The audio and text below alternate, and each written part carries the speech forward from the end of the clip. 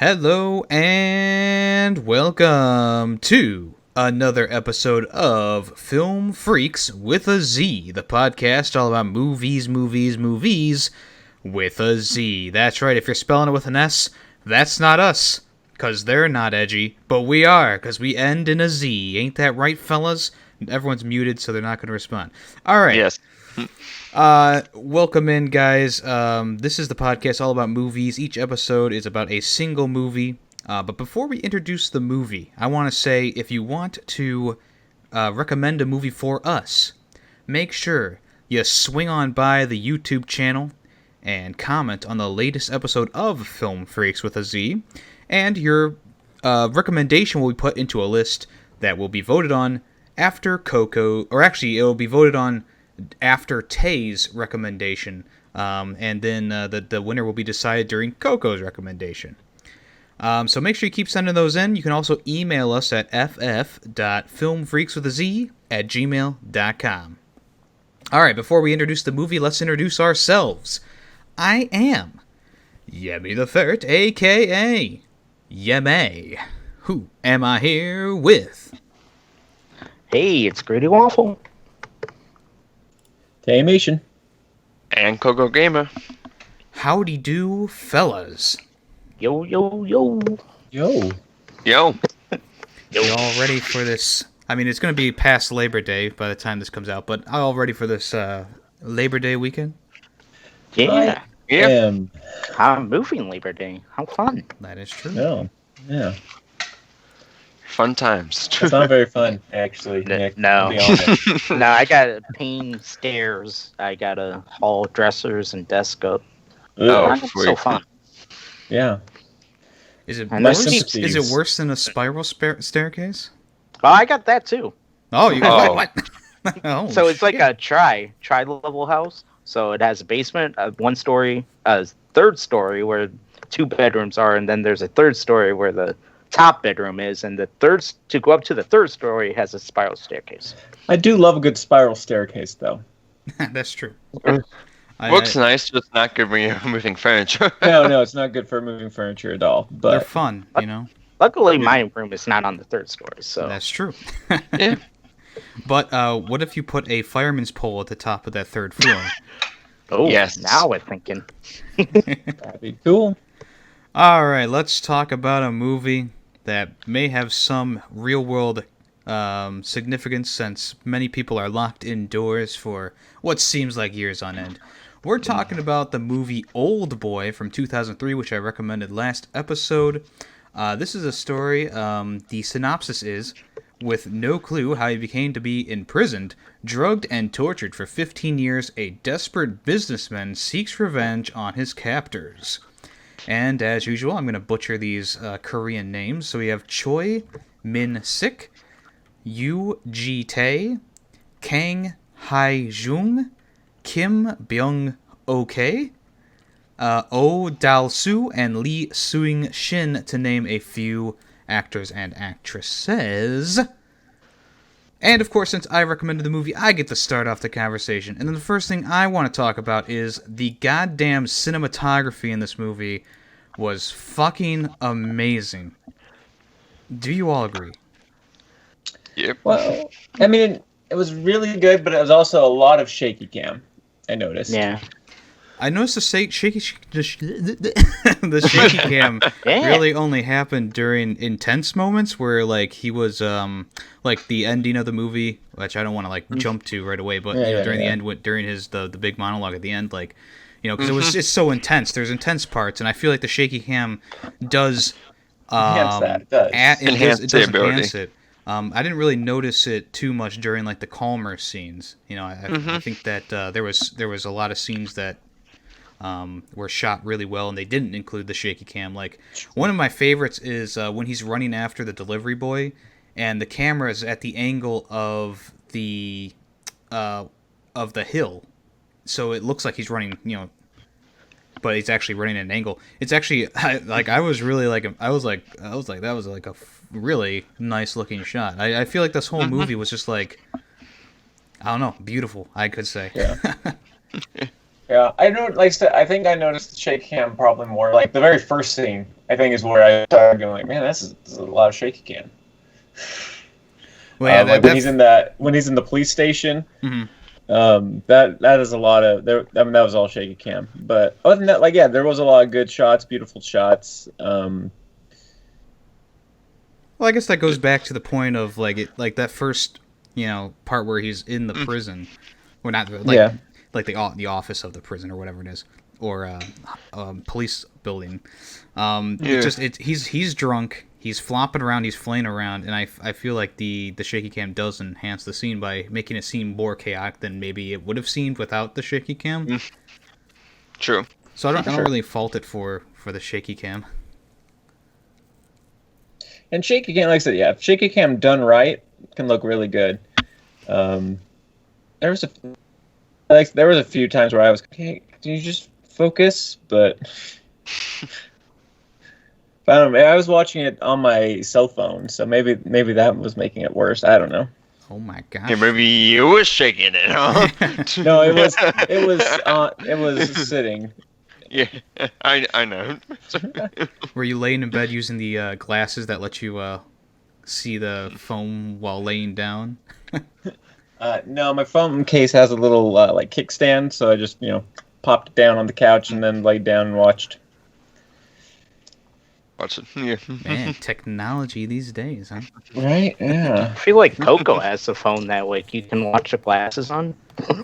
I wish I could have like some glasses like that.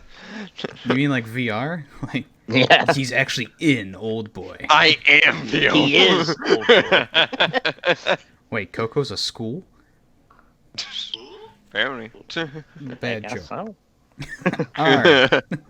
But yeah, I felt like the cinematography and on the same level, I think the acting of this movie was too, especially from the lead in the movie. You could really tell the intensity and stuff like that through pretty much every scene he was in. And there's a couple scenes in there. One of the first scenes that you like really get a sense for his acting chops is that first scene where the guy's like kicking him through the door. And he's just kind of going through all the different range of emotions that you might feel in that scenario where it's like, it's been, because at that time it was like 3 months in and he still hasn't gotten any answers or anything like that. He's just getting desperate. And I think he did a great job of conveying emotion in pretty much every scene he was doing something pretty dramatic in. I mean, I know I don't want to jump to the end again, but the ending scene is just so impressive and just how up and down the range of emotion goes, and then you can really like feel the character, Yeah, I thought the acting was phenomenal in this movie, even better than the pictures and all what Yummy was saying. Cinematography. Especially by the lead actor and even all of them. The guy that played the Green, what was his name? The Green Man or something like that. The main Evergreen. The Evergreen, yes, and especially by him. In that, like the whole ending. Yeah. I mean, I don't want to get to the end, but the way he was like the villain, was laughing the whole time, or not laughing the whole time, but partially, and it was just like, just kind of put me in there. It's like this guy's begging, and then the guy's just the evil guy's just kind of chuckling. I'm like, yeah, that's kind of realistic. And then like Yummy nailed in the coffin. The beginning where he's locked up. And he's like, what am I doing here? Get me out of here. Give me an answer. Like, like movies nowadays, they would be like, like, hey, can I get some food? Or no, they went straight to the point. Like, hey, why am I locked in here? How long am I going to be here? That's what I liked. He was saying, how long am I going to be locked up in here? And which is all questions we would be asking, if we were locked up. Sorry. When he was like telling the story of when he was in there, like after he said that, it makes a realistic. What I thought was really realistic too is like, if I'd known it would be 15 years, would that have made it better or worse? Right. That's a really powerful line too, and I think that everyone can kind of relate to that. Like, if they were going to tell me that I was going to be in prison for 30 years compared to not telling me how long I was being in prison, like, would it make it easier or make it harder? And it's a really interesting question. Yeah. As soon as he said that, it got me thinking. I was like, ooh, like I was like scratching my head. I was like, Yeah. Yeah, I like how and I'm gonna compare it a few times to the remake of the movie, the American remake by Spike Lee, because Spike Lee's movie starts on day one, and he's already like gone in practically insane in that movie. Whereas in this one, you can kind of see it's kind of like more of like a gradual thing. You know, months are going by, years are going by. You know, he's seen like these really terrible looking CG ants on him, and here comes Tay going, no, those are real. No, those were CG. No, It's okay. really, it came out of him. No, that was real. Just a callback to the Thing episode. That was last episode. If you want to check that out, make sure you do. But like in Spike Lee's movie, like you go through all the range of like, I don't know, he's trying to like force the emotions on you. Whereas in this movie, the 2003 original one, it just everything kind of happens a little bit more naturally, and you can kind of feel like instead of instead of wanting to have sex with the TV screen, where he's watching like something that's not too sexual happen, and he feels bad about it. In the Oldboy from like I think it was like 2013 or something like that. He's like jerking it to a fitness video, and it's like overly sexualized. So there's a huge difference there in tone and also in what they're trying to show as well. And I think this movie does a really great job of that. And then once he gets out of everything, you don't hear him retell his story to the guy who was trying to jump off the roof. It speeds past that. And then one of my favorite scenes in the movie is the guy's like, well, let me tell you why I was going to, jump off the building. And he just walks away because he's like, I have things to do. Who cares what you have to think? I just needed someone to talk to. I need some human interaction for a few minutes. And now I'm off. And that's like the best way for him to like. That's like the best way because he gets out of the briefcase and it's like, I think that was one of the greatest scenes in the movie. Really. Yeah. I wasn't sure at first. I'm like, okay, wait, is he really out or is this like a delusion or what? Yeah. I was just worried about that dog more than the guy. Oh, I know, I was too. It's like, if you're gonna kill yourself, why are you taking your dog with you? Like, just like, if I'm going down, my dog's going down with me. Like, that dog could still have a life. Well, you see the dog too come down when he lands on the car. It's like a toy. I was like, no, yeah. Yeah, but it's like, I'm sorry, guys, but the dog did not make it. Unfortunately not. Yeah, like, I would. Fuck. I forgot what I was gonna say. Sorry. So if I'm going to change the subject a little bit. Well, so do you think before you do that, what do you guys think the significance of the line that the guy who was jumping out the bridge was that like why do you think it reached Dae-soo so much? Because he says, even though I'm worse than a beast, don't I deserve to live? And of course that comes up later in the movie as well. What do you guys think that the significance of that line is for him personally at that moment, and then also at the end of the movie? What I thought is that, like, when he was inside the prison, or wherever he was kept, I should say, he was thinking about who he has wronged. So I guess when he heard that line from him, that actually made him reflect on his own self, and he thought of himself inside him. Tell him a story and or like one to get human interaction and one to see one to tell him like the mistakes of he made as a guy, so he can show his way of coping. Yeah, I mean, I kind of agree with Coco because it's that whole scene where he's like talking to himself. He's like, everybody that I've done wrong to, and like all the people that are my enemies, I'm learning how to forgive and forget and all that. So I think that kind of all wraps around. Yeah, I agree for that beginning too. Like you guys have been saying, like he's thinking, he's reflecting on his life, and he's like, yeah, I'm a beast, but don't I deserve to live, like everyone else? And then at the end, it resonates even more so, I think, with how everything kind of unfolds. But of course, we don't want to get to that yet. Yes. Nick, you were gonna say something? Yeah, I was gonna say, do you think they released him because they found out he was breaking through the wall, or do you think it was just his time was up, like just 15 years, and then drop him off somewhere, or what do you guys think? Yeah, I mean, 15 years, like, There was one point where it showed the Evergreen telling him, "Yeah, lock him up for 15 years." So I assume he just hit the end of his stay. Yeah. Okay.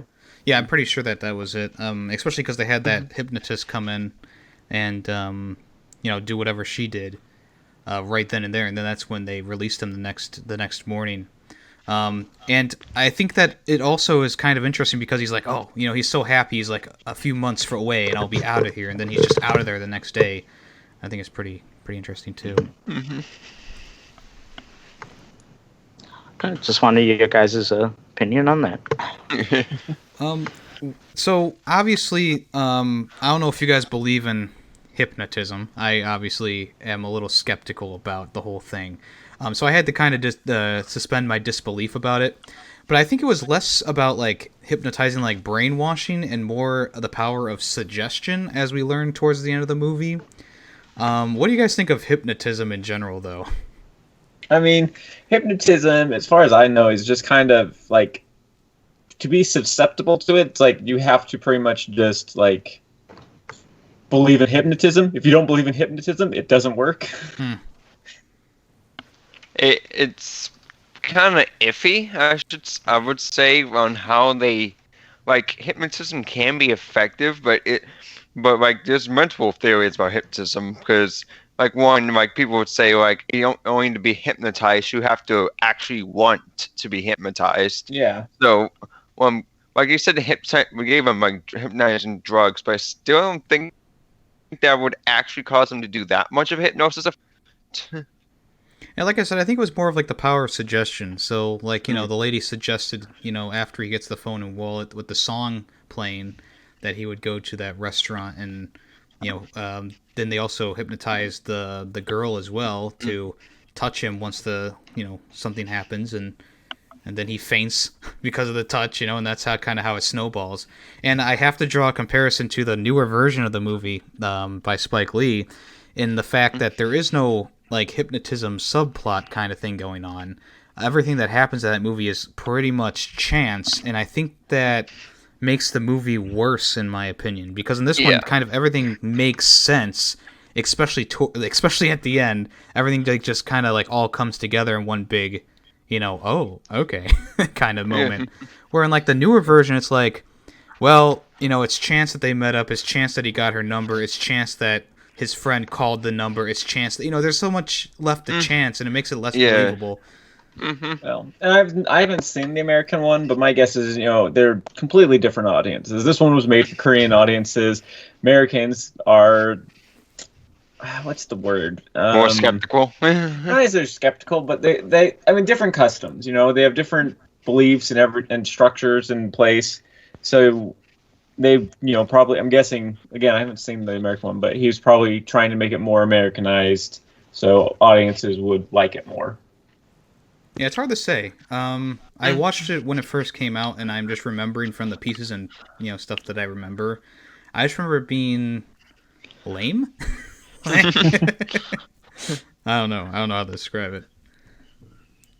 But it does make me glad that I finally watched this one and watch, because I've only known Oldboy as that old remake version and not as the original. And now I'm happy to say that I've watched the original, and I can say that it's a million times better than the new one.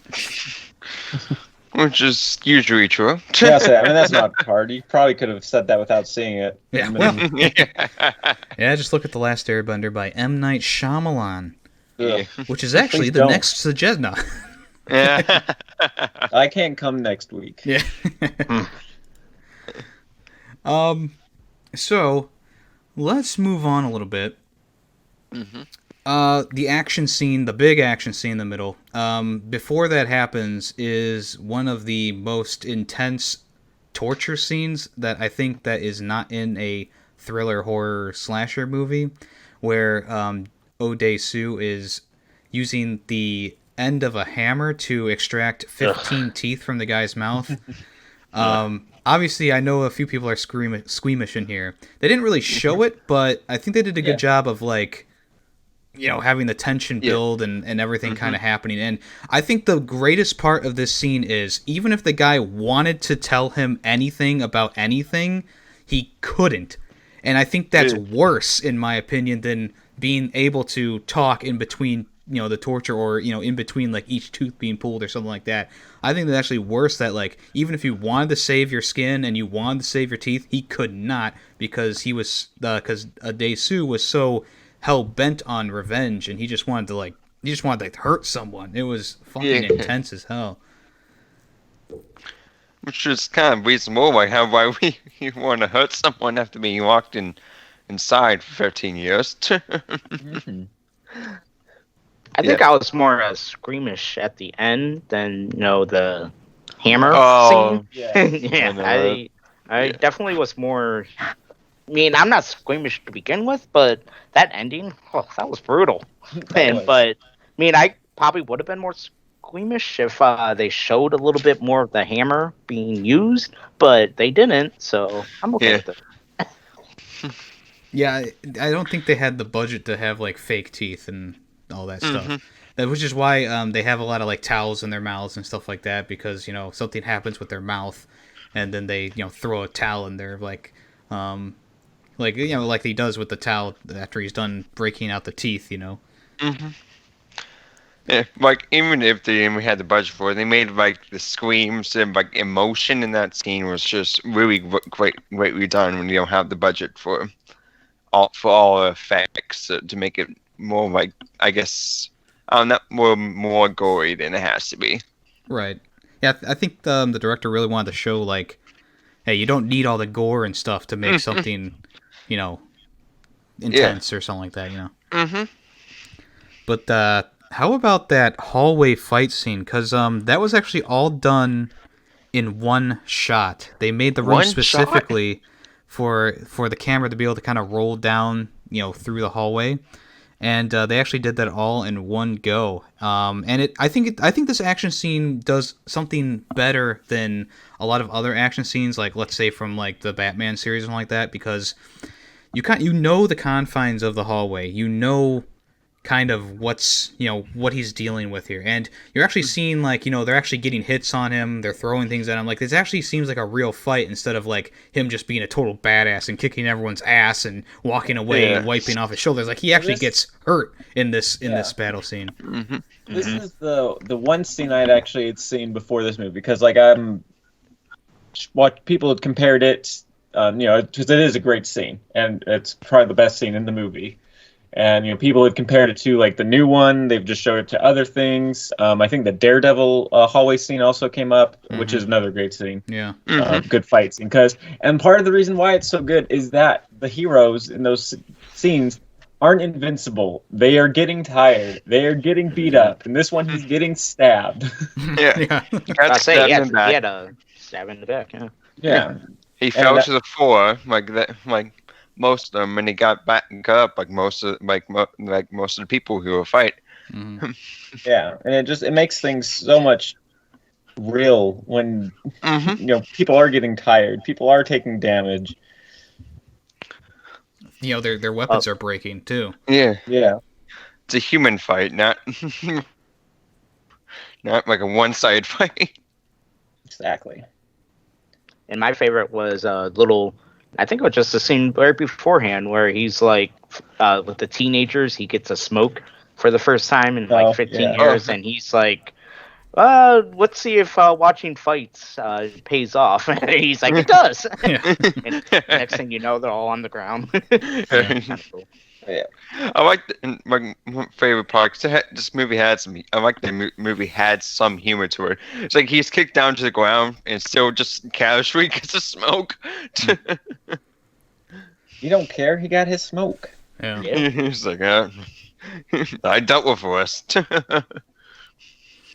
Yeah, there is a little bit of comedy stretched throughout this movie, and I think one of my favorite things is, like, when he's like, who has AB blood? And some people raise their hand, and he's like, here, go give this guy medical attention, he's lost a lot. And then the end of that fight scene, there's the part where the guys open up the elevator, and they're like, oh shit. I just love how they just cut right to them falling out of the elevator. I think it's kind of funny, and it's like, yeah, I would like to see what happened in there, but also I don't need to see what happened in there because I think that a requirement. Yeah, I think it's just kind of funny on its own. Yeah, And it's believable because he beat up like 20 guys. So. in movies nowadays, they would have expanded like 20 extra minutes on, just that fight scene and then the elevator and then, especially a Marvel movie. Oh my god. Well, there was the Captain America elevator fight scene, which was really fun. That was Yeah. that was a good fight scene. This is, But I don't think it would have worked as well in this movie. I mean, the elevator was way Yes. too small, and I think he probably fought most of those guys outside of the elevator, and then they kind of fell into the elevator. And Yeah, that's probably what happened. Because I'm pretty sure that elevator either opened up with both doors, on either side, or he went in there with some guys and punched them around a little bit. I'm about to say he probably like walked in and they probably all just stood there and the doors probably like closed and then they started fighting. I don't know. know. It seemed like a small elevator, but who knows? Yeah. But yeah, the choreography in the fighting in pretty much all the movie is really well done. You can tell it's really well, it's all very specifically done. Like there's not much to leave to the imagination. I guess towards the end, there's that part where he's just kind of being thrown about and you can't really see the fight happening until a little bit later, which I was like, on. But once the fight gets going, then you're like, okay, this is pretty cool. But when he's just being thrown into like the fake glass, it's like, could have done a little bit, like maybe do it like once, maybe twice, but don't do it like 5 times. Yes, exactly. Well, and we're talking about that fight. My biggest problem with that fight was he clearly spiked that guy in the through the ear with his little knife. And he looked like he was starting to kind of die, and then suddenly he's just throwing him around again. I was like, wait, what? It must have been that inner rage coming out, because this character, the bodyguard, was always calm and collect throughout the whole movie. Yeah, and that maybe just took him over the edge. That maybe few which last is why dying moments, adrenaline and stuff like that. Maybe he was hypnotized too. That's why Evergreen had to kill him. Yeah, that's why he, the main guy, stabbed him in the ear, made him deaf, and then Evergreen couldn't, command him to do anything. So then Evergreen was just like, boom. Yeah. It's boom. Well, he had the gun. I guess he's like, just in case anything happens. It's like, well, this is a case.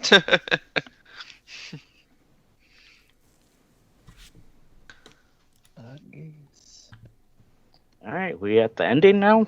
Yeah, I guess so. No, I want to talk about one scene that I was kind of made my tummy turn a little bit. The part where he ate the live squid. What was it? Yeah. Octopus? Yeah, it was like an octopus. Why? Why? Again, that's first a culture thing you get out. Is it? Okay. First thing you get out for 15 years, you're like, oh, give me an octopus to eat. I'm like, what? Well, We said something alive. Well, he's making the point to be like, I want to eat something that's alive, and I think that's kind of his way of just knowing that he can kill something that's living, Because obviously before he was stuck in that 15-year prison, he was just a goofy dude. He was pudgy. He was, just kind of la-di-dying through life. And now, he goes, he does all this training. And he's like, am I ready to kill something? And then he practically kills the squid by eating it. Yes. Yeah, that's true. Yeah, I guess. I didn't think about it that way. Yeah, that's how I perceived it.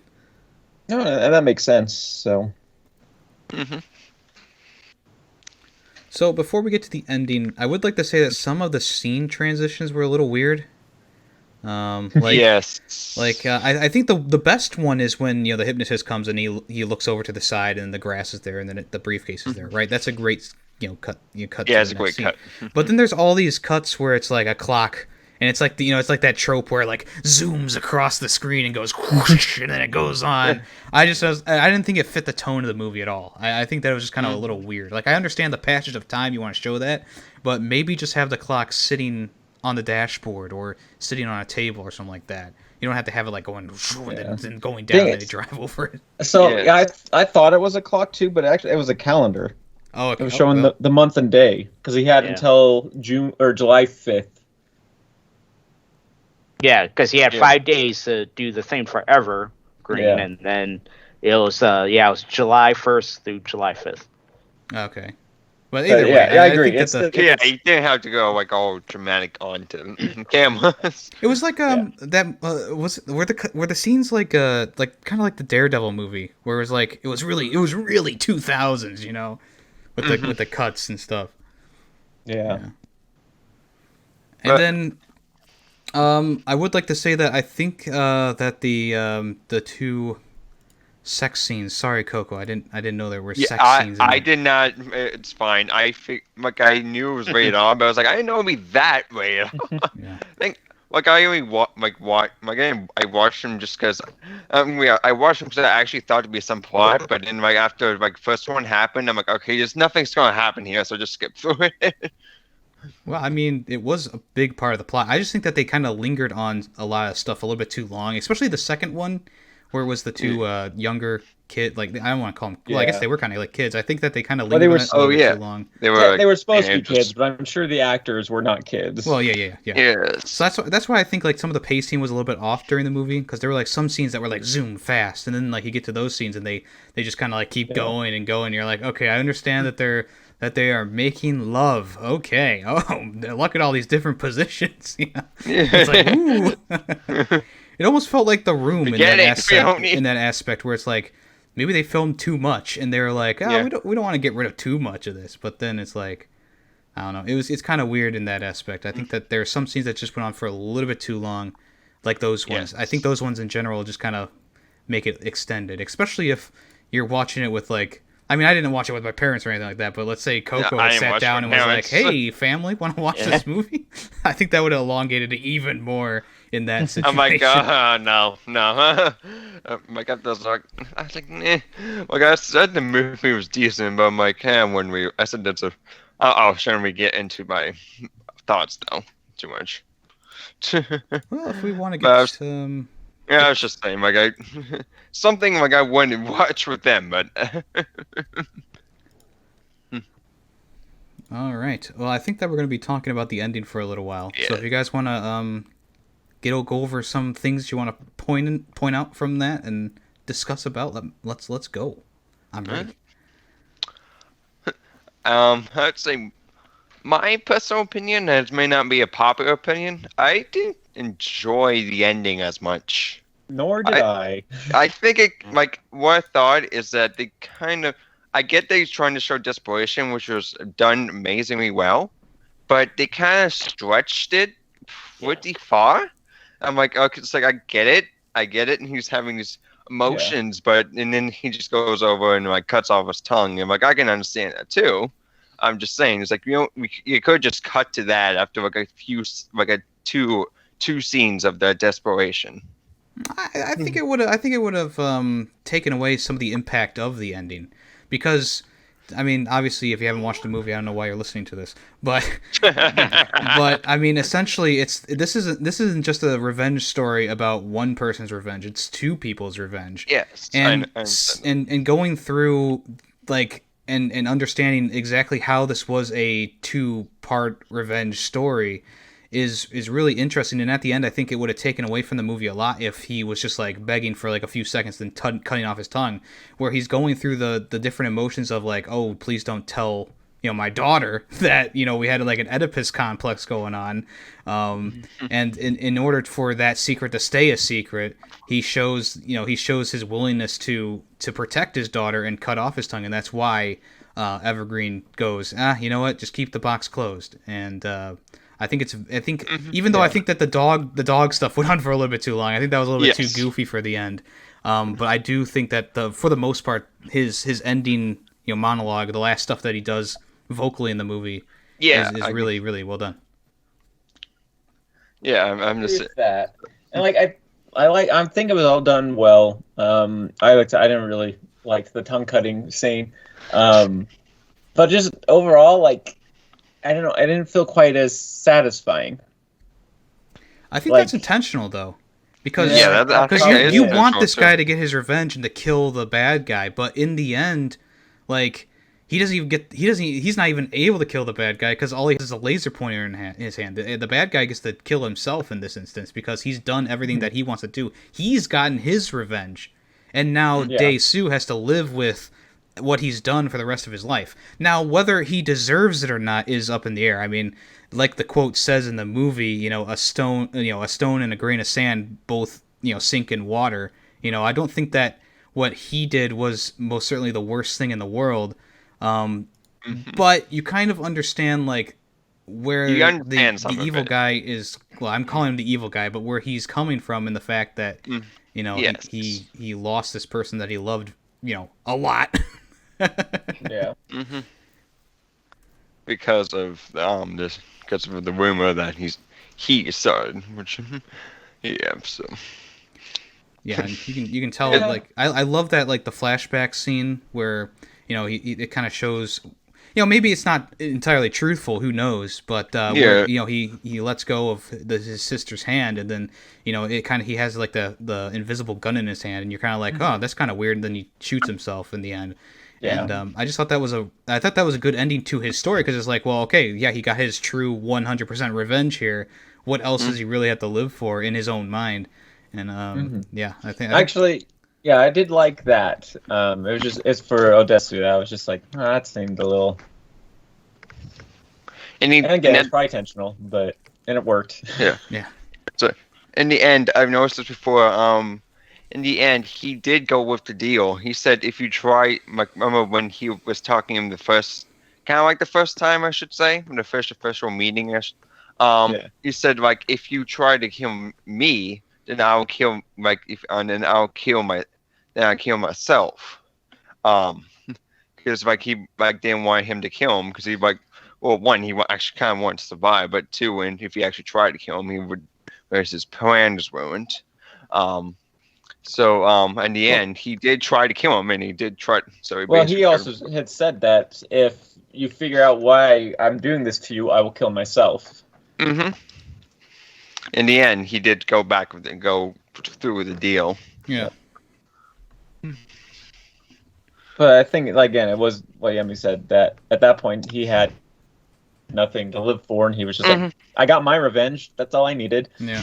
It was nice to watch you suffer, and now Here I go. I'm done. Now, I will say, I wish that the movie had ended there. I really Yes. do. I think that the Yeah. last 5 minutes where they're, he's with the hypnotist lady and they're in the, the winter, I didn't enjoy that at all. Even though I Yeah. like the ending scene where he's, doing the smile that he's been doing through the entire movie, which I'm pretty sure is part of the hypnotism, if I'm not spitballing here. Yeah. But I think so. I didn't like how it kind of all ended in that 5-minute little ending there. I don't know. I felt off to me. Me too. Yeah, it was like, if we could have just ended there. Like, we got the entire plot. After that, we don't really need to know much about what's going on with his wife, because it's like, Well, you like, can we also. know- It's just like The Thing. You can kind of leave it up to speculation as to what he does Yes. next. You don't need to show Yeah. us him going to the hypnotist again. It's like, all right. I've almost. I like it, and yeah, I think they should have ended it there. But if there weren't, the next 5 minutes maybe should have been like Odessu killing himself. I don't know. I think he still wants to live and protect his daughter. I think. Yeah. But he also wants to forget that it's his daughter. Right. That's true. That's true. Did the American one have that thread that was his daughter? Yeah. They actually end the movie a lot differently, which I actually kind of maybe like the ending, like the last 5 minutes of that movie better than this one's, because he puts himself he writes her a letter, and he's like, hey, I'm gonna be out of your life forever, blah blah blah, and essentially he puts himself back into the facility that he was in for the rest of his life. He locks himself away. Okay. Yeah, I kind of. Because like that. as they say in this, it's an unforgivable sin, and that's probably the worst. I you don't even want to imagine that what happened to them, Well, yeah, and I kind of saw it coming. When she showed up, I'm like, wasn't that his daughter? And then I was like, and then when they said, I got fooled when they're like, oh, your daughter went to Sweden. I was like, oh, okay, I could have sworn that was his daughter, but oh well, all right, sure. Yeah. And then it was. I was like, called it. It's like, then you're like, kind of gross, but Well, you also obviously. say, is it really his fault though? Yeah, it's No. it's two sides of the story. It's it's either yes, it's gross because it's his daughter, but he didn't recognize her because one, he has seen her in honestly 15 17 years or 15. something, 15. Well, like he did get captured. I would say like 16 around because he was still trying to look for. You don't know if he saw us before her birthday, I guess. No, But well, yeah, I mean, he's obviously seen her, before her birthday, and then he sees her like literally the day he gets out at the restaurant. True. Of course, he doesn't know Yeah. that's her. But I think Yeah. I mean, I don't think it's his fault, of course, because one, they're also hypnotized. They have suggestions, put into their head with the different songs and bells and stuff going off, and Yeah. obviously everything is very well coordinated by Evergreen to Yeah, the villain really is screw just this amazing. guy over. So Mm-hmm. Yeah. Nick, a little quiet over there. Yeah. Just I don't know. I mean, the ending is just so squeamish, and it's just so. I mean, yeah, I agree with you that it should have ended at the elevator, but like, is he talking to the hypnotist? Because are you able to talk without a tongue? Like, No, he No, wrote her a yeah, note. he wrote a note. oh, you wrote her no. Yeah, Okay, he that's said that I'm up to tongue. He just read the like he used monologue to read the poem. Yeah. y- And I think he did a voiceover of the letter he wrote, but Yeah. yeah, that But was she yeah, read voice. it. Yeah, you know what I mean. Yeah. And like she says, the main reason why she's doing the hypnotism is because of the line that we've already talked about, where even though I'm a beast, don't I deserve to live? And I think that's another reason why he didn't just go and kill himself, because he's like, well, I do deserve to live still, even though I've done some unspeakable acts in my life. Yes.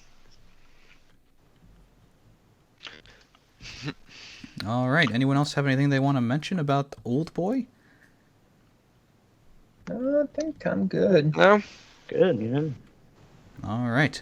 So we are going to go over our final thoughts and rating of the movie.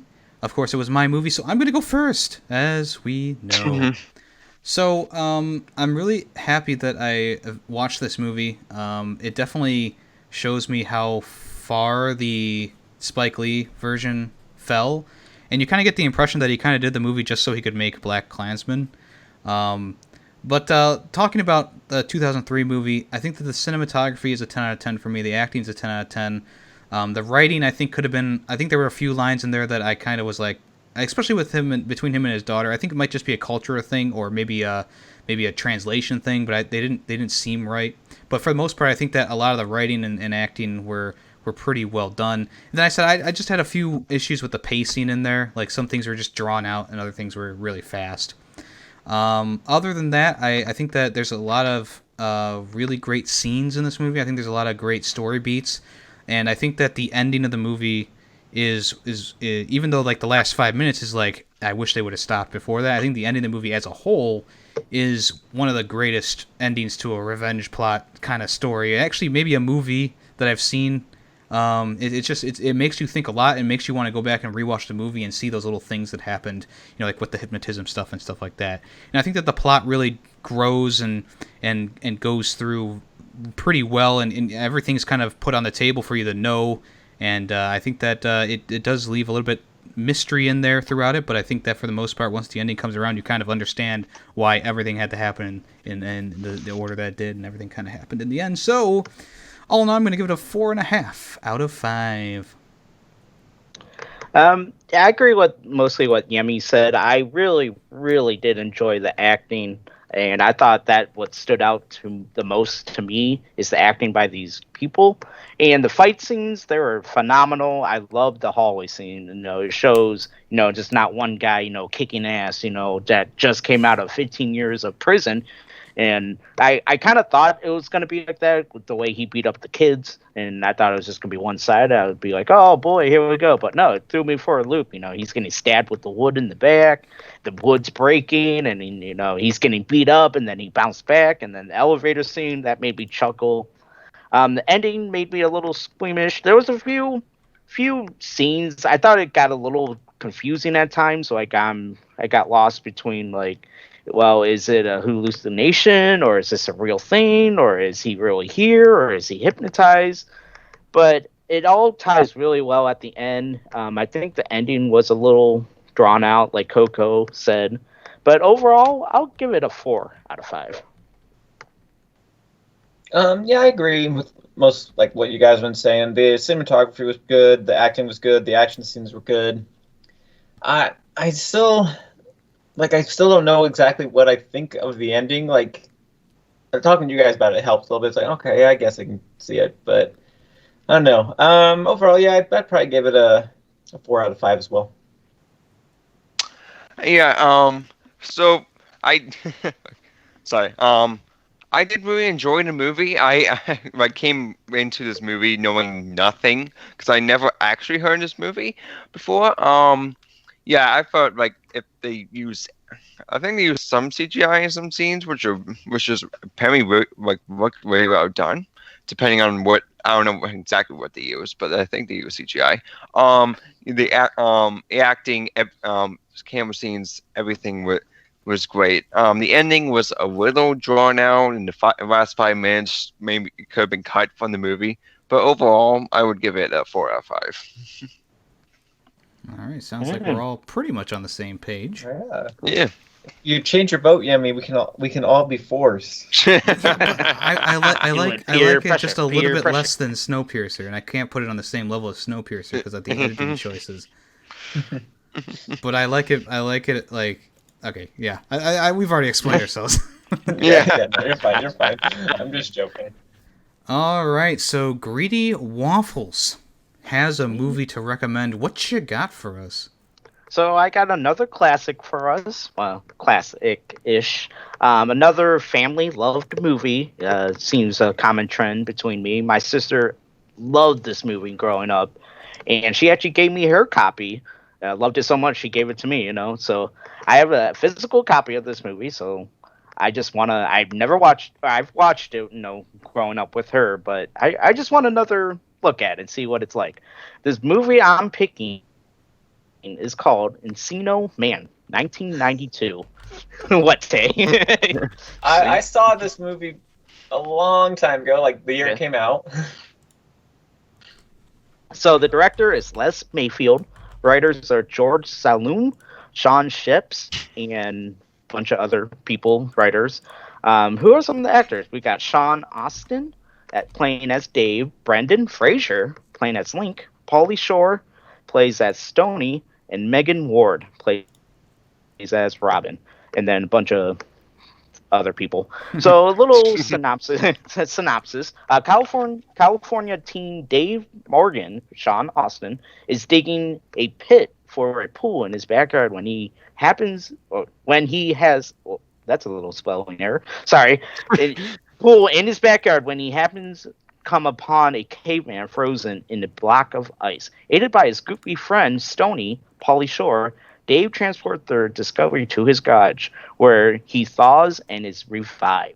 When Dave and Stoney find the living and thoroughly bewildered caveman, they attempt to pass him off as a foreign exchange student named Link, who is played by Brendan Fraser, resulting in many misadventures. Oh man, Brendan Fraser. This is gonna be. I like Brendan Fraser up until like after his Mummy days. Yeah. I've never seen this movie, so it's gonna be interesting to. Just looking, I'm on Google. No, I just read the synopsis. It's got Rotten Tomatoes 15%, Letterboxd 2.5 out of 5, but Google users 95%. Wow. So it's quite a big change there. So yeah, it is a huge change. So this is definitely one of those movies that has like an audience where everyone's just like, "This is the best movie ever," and then everyone else is like, "What are you talking about? It this is kind of a trash movie." But it's a fun movie. It should be fun. Amazon Prime, Vudu has it. I know Coco's a big Vudu fan. It was on Netflix for a while, but don't quote me on it. Yeah, it's not on there anymore. Yeah, I'm looking at the but list it right was now. on. It was on there for a while. But yep. So Encino Man, 1992. Alrighty. So if you don't want to be spoiled for Encino Man from 1992, make sure you watch it before the next episode in 2 weeks. We'll be talking about that. All right. As I said at the beginning of the podcast, if you want to give us your recommendations, we're always looking for more. So if you want to either comment on the latest episode of Film Freaks with a Z, which comes out on my YouTube channel, YemmytheFerret, every other Friday, or you can go ahead and send us an email at ff.filmfreakswithaz@gmail.com. Keep coming in, because actually right now we're going through a lot of new movie recommendations. We've gone through our entire original list, so your movie may actually end up in the next vote, which goes live on Twitter the same day as Tay's recommendation episode comes out. All right. Anyone else have anything else they want to say before we skedaddle? Movie's only an hour and 28 minutes, so It just meets I know the that mark matters. for a film. All right, that's All it. right. Well, I am your host, YemmytheFerret, and I've been here with my co-hosts, Grady Waffle. Taymation. Coco Gamer. and we are Film Freaks with a Z. Thanks for listening. Bye-bye. See ya. See ya. Bye.